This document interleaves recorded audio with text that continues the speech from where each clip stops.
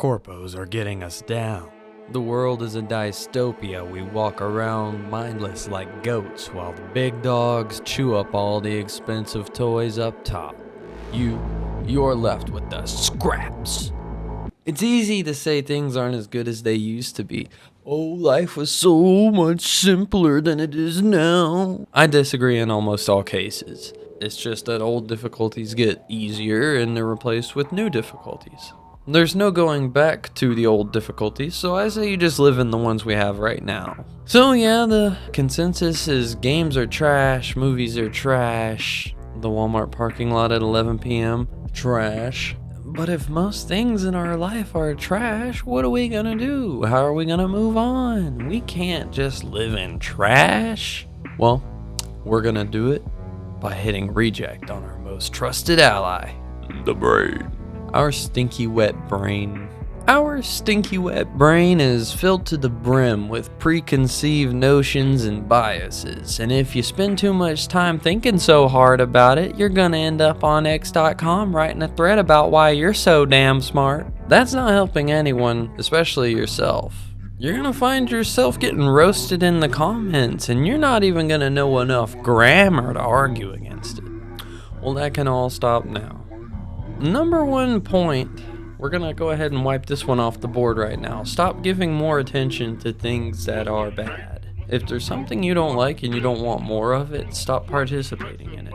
Stop giving it more attention, because any attention is good attention when it comes to making money. Look at Hogwarts Legacy. Plenty of people had issues with not only the game, but the creator of Harry Potter, and by bringing more attention to it, caused more people to buy the game just out of spite. It's a hot topic now and everybody's talking about it. A message wasn't spread, nothing was understood. The game has fizzled out just as it would have without all the attention.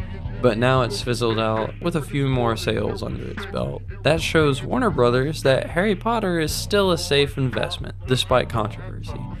Meaning they're probably going to capitalize on it again. I'm not saying don't stand up for what you believe in, but I am saying to think about how a message is delivered.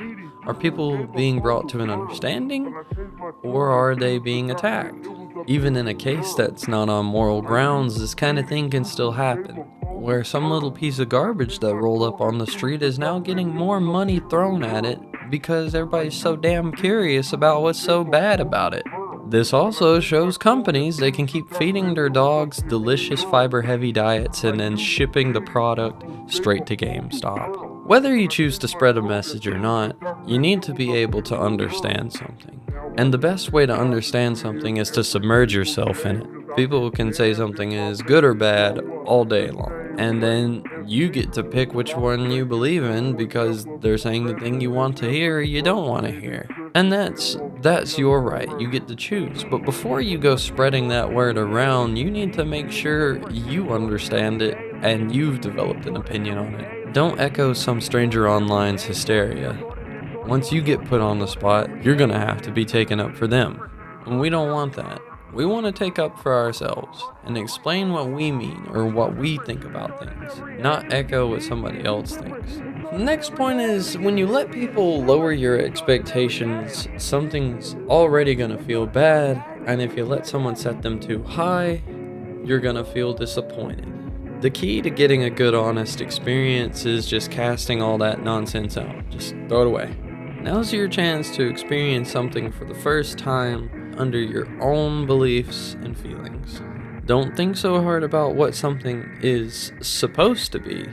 Focus on what it is. This goes for anything that involves an argument, whether you're trying to decide what to eat or electing a shell of a human to run for office. I was and still am guilty of that kind of thing, so I've decided to really double down on seeing what I think about something. And a surefire way to do that is when you sit down and watch a movie, don't think about how you're supposed to feel. Think about how you do feel. Your body isn't going to lie to you, and you'll know what you think about the movie.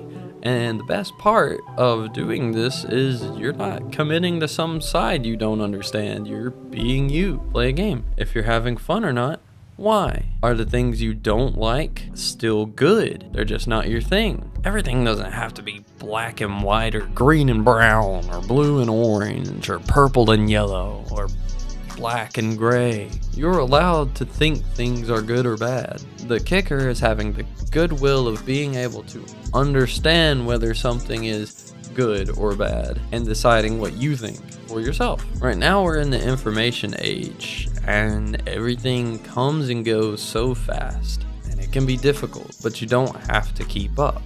Nobody is expecting you to. In fact, nobody cares if you do. You don't have anything to prove to anyone else. Reading a book shouldn't be about letting other people know what you thought. It should be about you experiencing the book, and that goes for everything.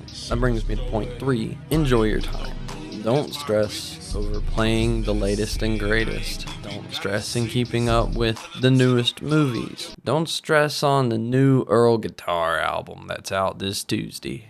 Pick things that look interesting to you and see what you think. If you stay worried about what's new or popular, you can really overlook a lot of gems. You might even overlook things that feel like they're tailor-made for you. You're not in pop culture. No one is. Pop culture is just a bunch of dollar bills that got together and decided what should be the next thing for people to spend money on. You're not that. You're you. And you, like everybody else on this planet, are an individual. And you have your own massive combinations of likes and dislikes, feeling, personality, where you might find somebody similar to you, but they're not going to be you. And especially when you're talking about stuff you spend your money on, that shouldn't be for the opinion of the internet. That's for you.